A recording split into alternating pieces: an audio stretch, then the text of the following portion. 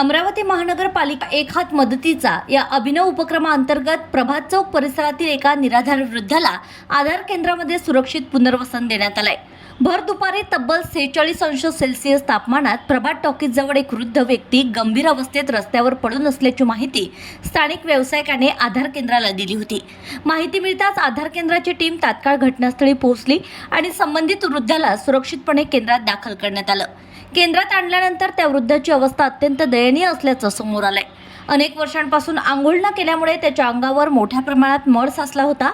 यावेळी आधार केंद्राचे संचालक राजीव बसवनाथे, व्यवस्थापक ज्योती राठोड आणि काळजीवाहक रोहित घोंगडे यांनी स्वतः पुढाकार घेत वृद्धांना आंघोळ घालून स्वच्छ कपडे दिले, तसेच आवश्यक ती वैद्यकीय काळजी घेतली। सध्या संबंधित वृद्ध सुरक्षित असून त्यांची प्रकृती स्थिर असल्याची माहिती देण्यात आली आहे। या घटनेमुळे आधार केंद्राने पुन्हा एकदा माणुसकीचे जिवंत उदाहरण समाजासमोर ठेवलं आहे। या उपक्रमाची अंमलबजावणी अमरावती म्युनिसिपल कॉर्पोरेशन आणि public education and welfare society यांच्या संयुक्त विद्यमाने करण्यात येत आहे।